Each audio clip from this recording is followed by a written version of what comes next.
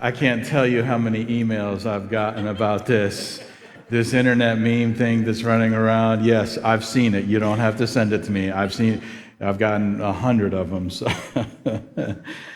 Oh man, hey, it's good to be together. It's good to be here and worshiping. And if you're joining us online, it's good for you and us to be able to join together in this way. As we are now in week 5 talking about relationship goals, and we've been treading through some pretty heavy territory. And if you were exhausted after last Sunday, welcome to my world. My goodness, I got done with last night. I told a bunch of people, I said, I'm glad I had to do that for one service and not 2, because it was heavy. And my guess is, because I've heard from a lot of you during the week, that I kind of transferred some of our story and our heaviness into your life. And what that's meant is a little bit of a look back. Maybe it was a look back at a previous relationship and the dysfunction and the pain and maybe the trauma that went along with that relationship and the wound it has left in your life. Or maybe your look back went all the way back to the story of your childhood and the trauma that I described in our home for Tammy and I, and what that looked like in her childhood. Maybe that was your story. Or maybe you would want to stop well short of calling it trauma.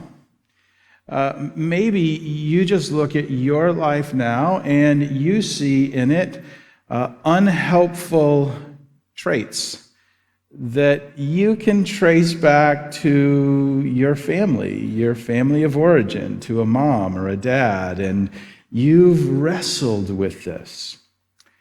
So here's what I know. Looking back can be both healthy and unhealthy. It can be a way to begin a process of filling the wound in, but it can also become a black hole of self-pity that is both hard to escape from and easy to repeat. And so I want to kind of pick that theme up and maybe move forward just a little bit by giving us a way to turn what has happened in our past into a better future. And I think to do that, what we need to do is we need to be able to understand what I'm going to call the 2 promises. They are 2 of the biggest promises that will impact your life. In fact, I'm going to give you the outline right now. It's the promise of our parents, and it's the promise of our partner. The promise of parents and the promise of partners. In Ephesians chapter 5 and verse 31, Paul, in this chapter where he's dealing with relationships and marriage, and he's speaking into the lives of husbands and wives, and he's giving them direction about how to navigate this thing together. He says in just one verse, and I'm really just going to read one very short verse. In fact, you could memorize this verse in this service, but I hope that we can add to it some context and some significance for our life. Here's the verse, Ephesians chapter 5 and verse 31. It says, "As the scriptures say," and so this verse is actually a quotation of an older verse. It's actually a quotation of Genesis chapter 2 and verse 24. It's a loose translation. It says, "As the scriptures say, a man leaves his father and mother and is joined to his wife, and the 2 are united in one." A man. And it's speaking in a society where that was the cultural reality of what it looked like. But this equally applies to women. It says that we leave our father and mother and are joined to our spouse, and the 2 are united in one. So I think to really begin all this and to put our past into perspective and be able to move it into a future that's different and better and builds on the gifts that we were given as a young person, that we have to put this promise of parents in perspective. Because what happens is every parent comes into life and they want to give their kids the very best things possible, don't you? I mean, you just like whatever to the ability you have and beyond the ability with the help of credit cards, you will do everything, right you? There was dull laughter there, we'll be paying those off when they're in a retirement home, and right. But we want to do everything in our power, right? Like that new iPhone comes out and they want it so bad, and we think this will make them happier. It will make me happier, and my kid will keep up with the other kids. And so there's a part of us that just wants to give them like wonderful gifts. And maybe, I'm well beyond that, but we want to give them a nice home, and maybe a nicer home and a nicer zip code, and we just want to provide that. And there's nothing wrong with that. Maybe you want to provide your kids with a good education. You're like, man, education, and you're doing everything you can, and you're drilling down on it because you want to give them the very best thing possible. That is your gift, your promise. It feels like that you are wired. This is what no one else is going to do this for my son or my daughter. I'm the one who has to do it. And then somewhere along the line, we realize that, we're more than just a provider of a house and maybe a car, maybe an iPhone, whatever it is. I'm more than that. And you realize I want to give them other things. I want to give them character. And like, okay, what is character? And what kind of character do I want to give them? What things do I want to teach them? And I want to give them a work ethic. I want to give them, because if they have a work ethic, they can work through just about anything in life. And so we're downloading these things from our life into their life, because that's the promise. It feels like that's the promise of parenting. But at the end of the day, we know that these things aren't really the promise of parenting. Really, the promise of parents is to provide a place of safety, a place of stability. Like, this is like, at its very essence, this is like, if I never give them an iPhone, it's okay. But I have to create a place of safety and stability. And there's something about us, something deep down, that kind of knows this. Even though nobody told us, even though there wasn't a contract and they didn't sign anything, and this whole thing just kind of happened like one day, like, oh, whoa, we're pregnant. Like, whoa, how'd that happen? Like, I don't know how that happened. Like, I sort of know how it happened, but I wasn't planning on it happening. And then we go to the hospital, right? And it's like, whoa, we're really, remember the first time, parents? Like, the first time you're like, whoa, we're like, this is real. And then they hook you up to that little machine, and the little bars go up and down every time you have a contraction. You're like, whoa, it's real. I know it's real. Stop talking to me. Remember that conversation, guys, girls? Yeah, right? So you're like, man, this is like really, really happening. And then, whoof, there they are. You're a parent. Sort of. Because for a few days, you're in a bubble of safety created by somebody else. It's called a hospital. They do everything for you. They take the baby away, they bring the baby back, they feed the baby, they instruct you, they're amazing. It's like these maternity nurses are like ninjas. They're like, where do these people come from, right? We've got some of them here in the church. It's like, listen, can you come home with me? No, it doesn't work that way. In fact, you may remember. So I remember the first time we came home from the hospital with our oldest, our firstborn. Like, we packed up stuff, and they gave us this little gift bag for our first night. It was like a special dinner that we were going to have at home.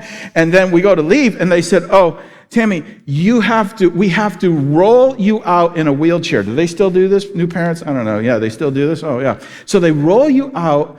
I'm like, in a wheelchair? She's been walking around. Yeah, but for liability, safety reasons, we are going to deliver her safely and the baby. You can't carry your own baby to the curb. We'll carry it for you. They carry the baby, they roll your wife, you get to the curb, you have the car, they put it in, and they close the door, and then they go, "Good luck!" And that is the most terrifying moment of all. Because for the first time, you're sitting in the car, and there's no doctor, and there's no nurse, and there's no liability insurance. It's just you and your spouse and a baby. And you realize there's no manual, there's no contract. This just happened. And we're responsible. Like, what do we do? You've never driven so safely in all your life, have you?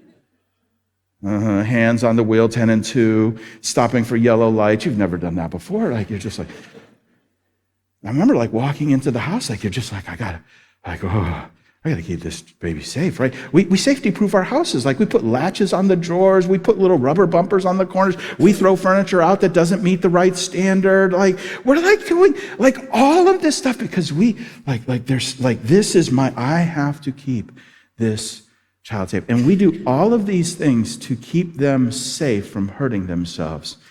But deep down, the thing we're most worried about is that we can't keep them safe from us. Because we're not perfect. And we know that all while we're putting latches on the drawers and bumper guards on the tables, there's no safety latch for us. And it's terrifying.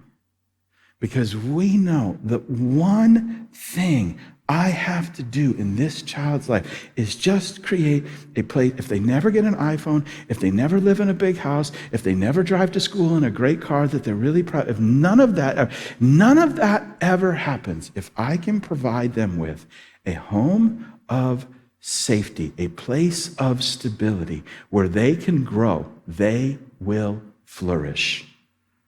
That is, at its core, the promise of parents. You see, our parents weren't perfect. And to be perfectly fair, we're not either. They probably tried and did their very best to create a place of safety for you. And here's what I know. If you grew up in a home where that was obviously and objectively not true, it is the most damaging thing in your life. Because the one thing they needed to do, they didn't do. But for most of us, imperfect as our families were, they worked to create a place of safety so that we could grow and grow until we went off. And that going off is an interesting moment, isn't it? I've got 4. None of ours are yet married. One of my closest friends in ministry is a pastor. His oldest daughter got married a few years ago. And so there's a group of us, and we're all talking, and I said, hey, how'd you feel with your first child getting married? After we got over the fact, parents talk about like the spouse and stuff like that. We got over that. And here's what he said. He goes, I felt an overwhelming sense of relief. I'm like, relief? Not what I expect, relief. He said, yeah, I don't know how to explain it. It was like I had spent my life creating this place of safety. And now she and he were going to create their new place of safety. And it was almost like, for good or for bad, that part of my life has ended. In other words, they were going from one promise to another promise. And that's actually what Paul is speaking to here. He's talking about the 2 promises, places of safety and stability that help us to grow. Watch what he says. Ephesians chapter 5 and verse 31. He moves from the promise of parents to this promise of a partner. As the scriptures say, a man leaves his father and mother and is joined to his wife, and the 2 are united in one. In fact, The inference here that the promise that is now being established, what is being created now, is actually stronger than what was there before. And that's amazing. Like when you think about it, like we're born into this world and we're raised by a mom and a dad, and it seems like the strongest of all bonds. But Paul is describing something here, and he's saying, no, listen, you're actually going to, by volition of your will, create something that is stronger and creates even more safety and stability for the rest of your lives. And that's what this looks like. Like when you were born, like you didn't have any choice in the matter. You just kind of, boom, you popped into the world and it was like there, you're stuck with it. And your parents, they may not have even planned on it. I mean, they sort of knew, but it was like, oh, well, we're having a child. Here we go. Oh, we're having another. And in our case, another. And the children had no say in that. And at some point, well, I'm still their parent. They will move on to new promises, new environments, and we've already seen that in our life. But here's what happens in marriage. Here's a man and a woman who are coming together, and they're making a promise one to another. They're like, they know everything, and this is why it takes so long sometimes. Like, ladies, like he knows, he's like, oh, this is forever. Like we're like, we know, we didn't just like, well, there it is. It's I was born to this family. I'm stuck with them. Like, no. You're not. So you're making a choice, like a decision. And it's not just for 16, 17, 18, 20 years. No. This one is forever. And it's meant to be literally where we become one. So it would be good to kind of step back and say, well, why do people get married? Like people are asking that all the time because honestly, the marriage rate is dropping dramatically. Why do people get married? Like, do we get married for romance? I mean, romance is a part of it, and sexual attraction. I mean, no doubt. I mean, listen, romance and attraction, there's nothing wrong with that. In fact, it should be part of the equation. It stops, but we don't like get married for like just for romance. Do we get married for fun? Like, well, yeah. I mean, it's nice to have somebody to do life with, and there's nothing wrong with that. Like, do we get married for the economic benefit? Like, man, the tax deductions are killer. We're gonna split rent up, right? Like, but that's not like we don't get like we don't. That's not why we get married. Like, do we get married just so we can, create a family and transfer our love for one another over to kids? No, that's not why we get married. I mean, and it's like, this is a really big question. I think at the root of it, we get married because we instinctively know we are better together. I'm just going to let that sink in. I'm going to qualify it in a second. But we are better together.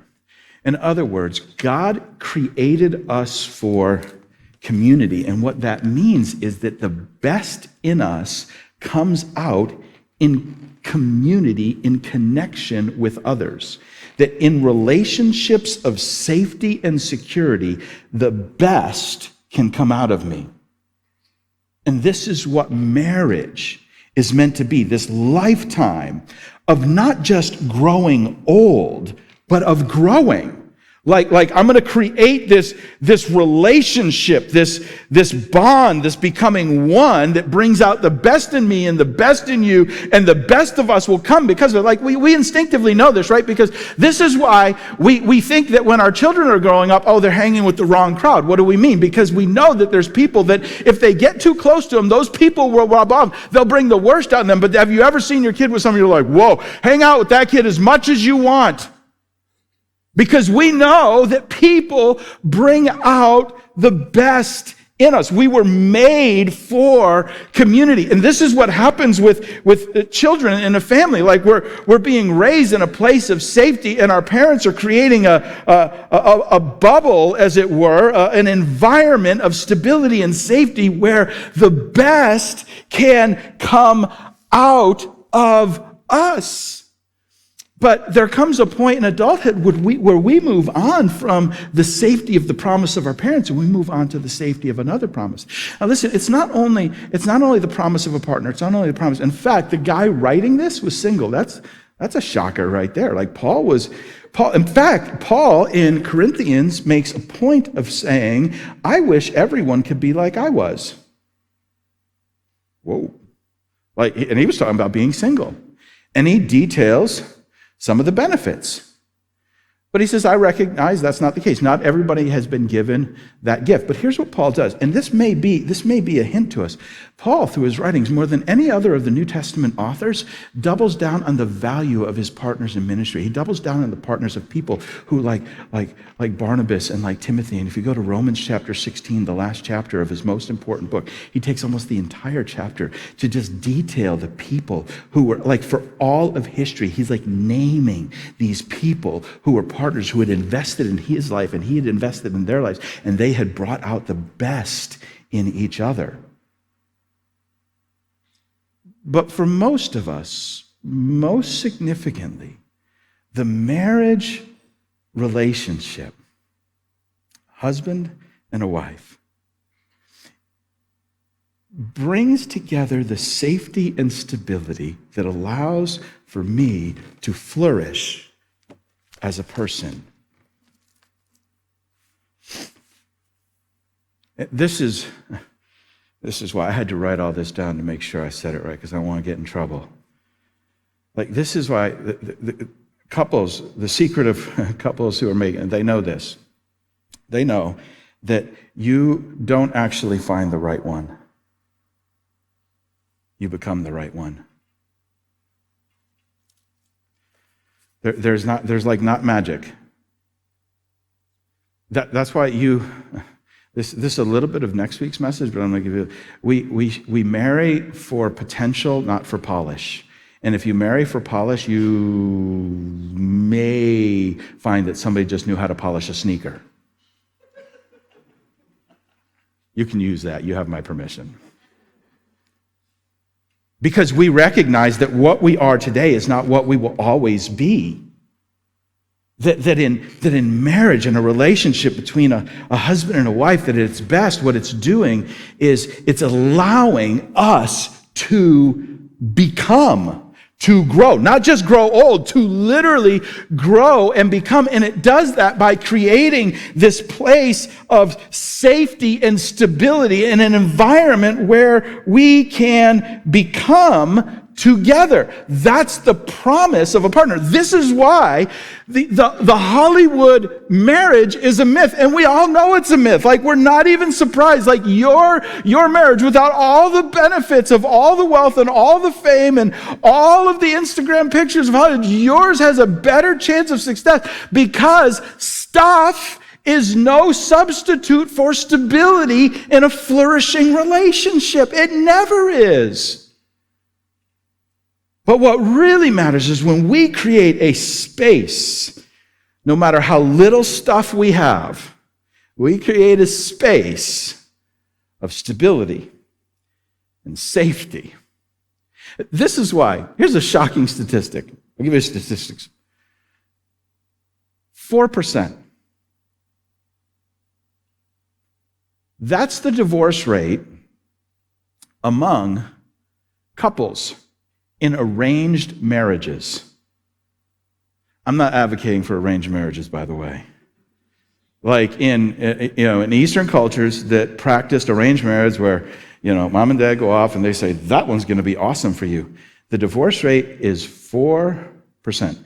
In America today, it's 40%.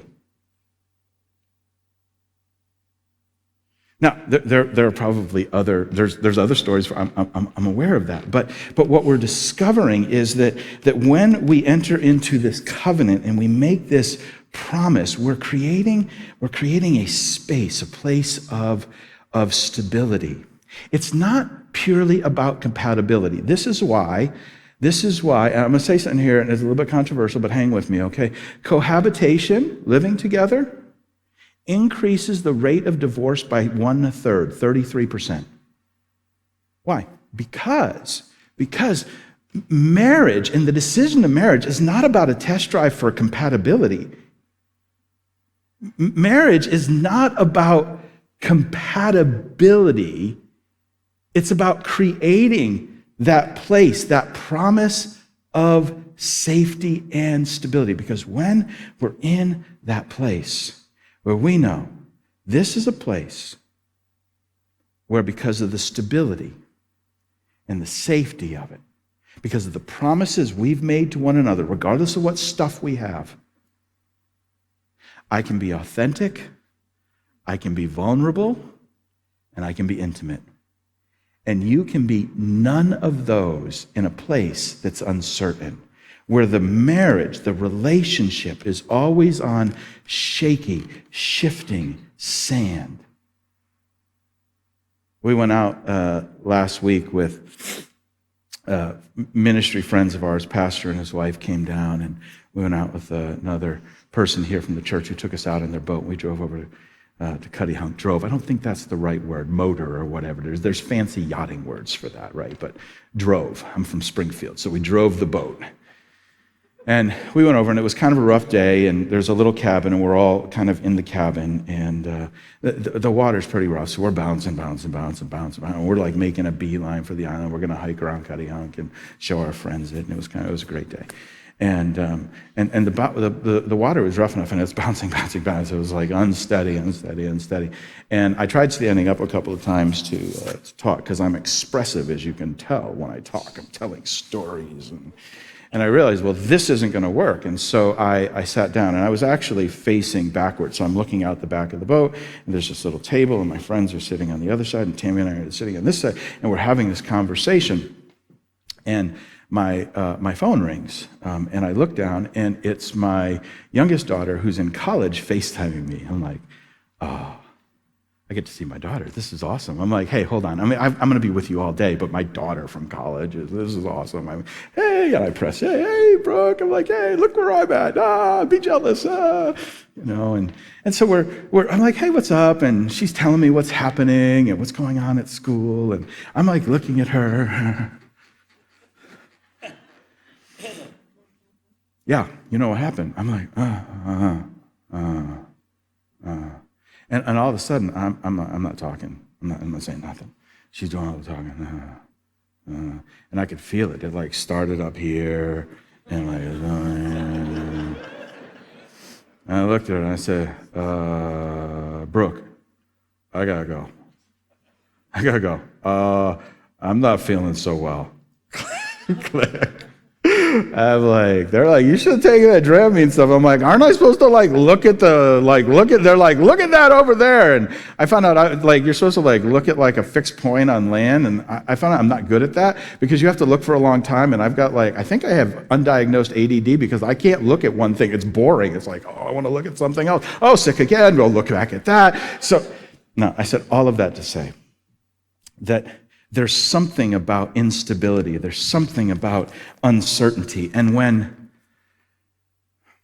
the ride is uncertain, the relationship is sick. When the ride in your marriage is uncertain, when it's plagued by what if, and I'm out, I'm not sure.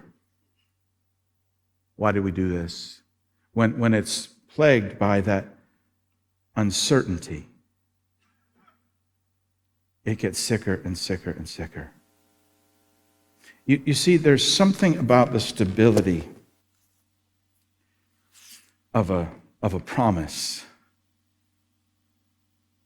There's something that it does. It says, listen, I don't know how much stuff we're going to have, or how compatible we're going to be, or what stuff you might have in your past, or what stuff I might have in my past, but here's what we're going to do. We're going to make a promise.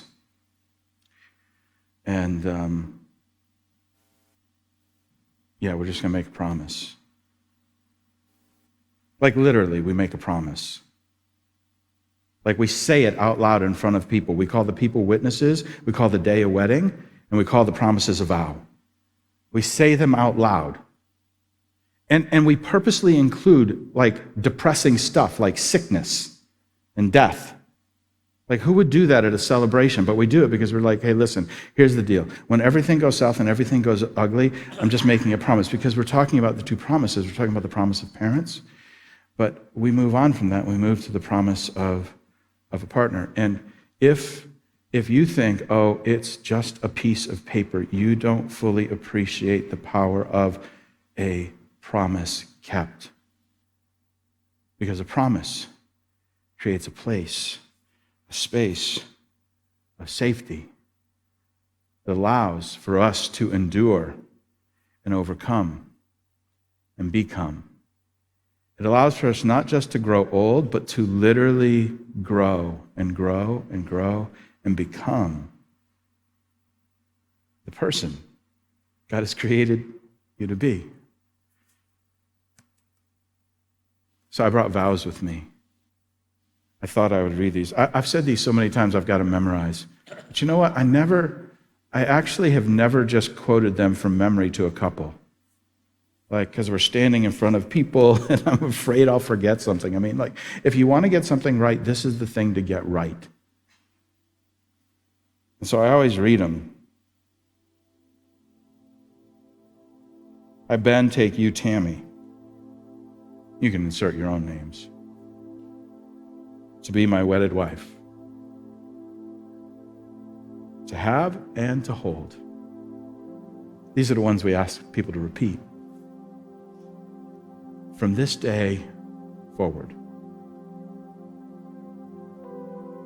For better or for worse. For richer or for poorer. In sickness or in health.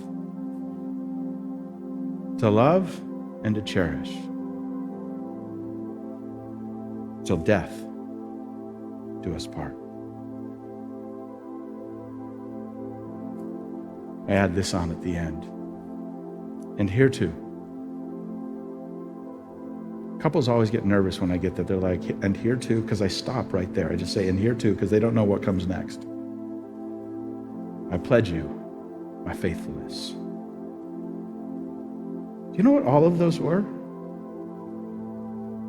Listen, I can't promise you I'm going to be in good health, and I can't promise you we're going to be rich, but here's what I'm going to do. I'm going to create a little space.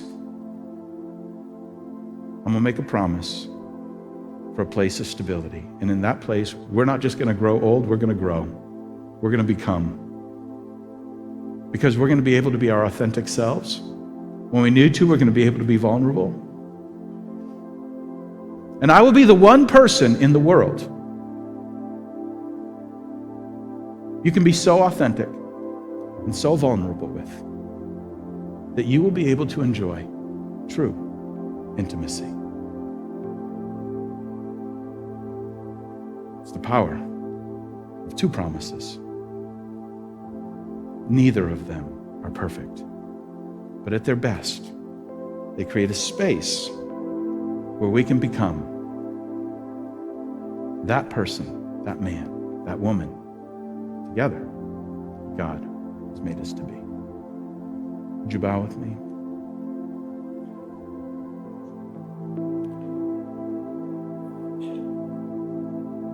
With our heads bowed and our eyes closed as you're sitting here or maybe watching online, and you listen to these words, for better and for worse, richer and poorer, sickness and health, till death do us part. I pledge you my faithfulness. I can't promise you all the good stuff, but here's what I'm going to do. Together, as husband and wife, we will create a place of safety Father, we bow our heads in prayer. We come to you. Father, I pray for those who look back at their childhood and they do it with some sorrow because the safety that was supposed to be the promise of a parent was turned into something else. But Father, we know that when no one else stands with us, you stand with us.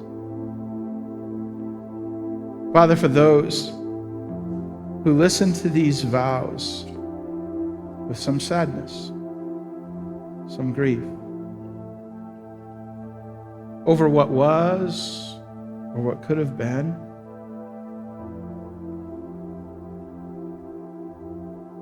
I pray again that you would stand with them. That you would remind us that when we feel most alone, we are not alone.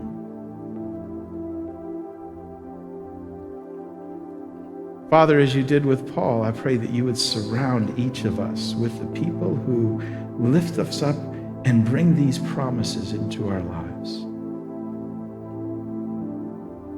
And I pray for husbands and wives that we would step back and look at the promise of marriage. That place where we literally promise, if I can't do anything else, I'm going to work to give you and fulfill my promise. And in that place of stability, Father, let us flourish. We pray all of this in Jesus' name.